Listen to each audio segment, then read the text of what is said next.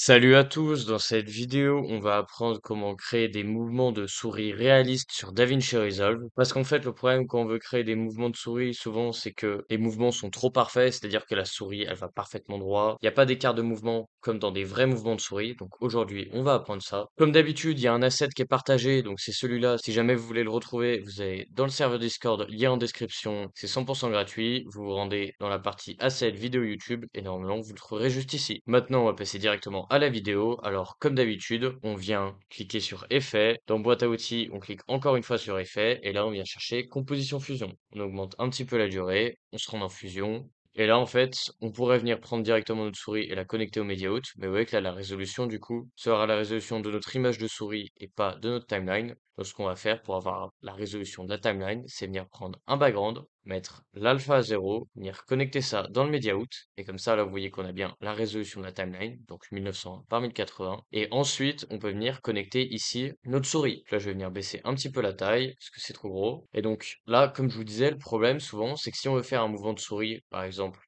qui vient de gauche à droite, on va mettre une keyframe sur le centre XY, ensuite on va aller là, et on va venir placer ça comme ça. Le problème, c'est qu'en fait, ça, c'est pas du tout réaliste. Dans la réalité, les mouvements, ils sont pas du tout, vous voyez, aussi fluides et aussi propres. Donc pour créer des mouvements réalistes, en fait, avec cette souris, on va venir encore une fois cliquer sur la keyframe là, et quand on va faire ça, ici, en haut, il y a des outils qui vont apparaître. L'outil qui va nous intéresser, en fait, pour reproduire des mouvements réalistes, ça va être ce crayon-là. Une fois qu'on clique dessus, vous voyez que là, on a un crayon, et il disparaît une fois qu'on est sur notre souris. Donc, ce qui se passe, c'est quand je bouge, vous voyez que là, il y a des keyframes qui vont se créer. Maintenant, le problème, c'est que toutes les keyframes que je viens de créer, vous voyez qu'elles sont uniquement à la frame 1. Donc, en fait, si je bouge, ça va pas marcher. Donc, ce qu'il faut faire pour que dans le temps, on ait des mouvements réalistes avec notre souris, en fait, c'est cliquer sur espace et ensuite venir bouger. Et vous voyez, là, si vous regardez ma timeline, pendant que je bouge, il va y avoir des keyframes qui vont se créer. Si j'arrête de bouger, plus rien ne se passe. Après, si je reprends ça et je bouge, des keyframes vont se créer, etc., etc. Donc là, si j'arrête et qu'on regarde, là, tac, vous voyez que j'ai un mouvement de souris qui est quand même très très réaliste comparé à ce qu'on avait avant. Là, on va venir supprimer tout ça. Et donc, en fait, c'est vraiment juste ça. Venir cliquer sur la keyframe, prendre le stylo, appuyer sur espace et maintenant venir bouger. Par exemple, si vous voulez aller en haut à gauche, venez faire un mouvement comme ça en haut à gauche, un mouvement réaliste. Et donc voilà. Maintenant, si vous voulez continuer de progresser plus vite, vous savez qu'il y a le Discord où je donne des cours qui est en description. Sinon, vous pouvez réserver un coaching avec moi ou acheter en individuel mes masterclass. Allez, à bientôt!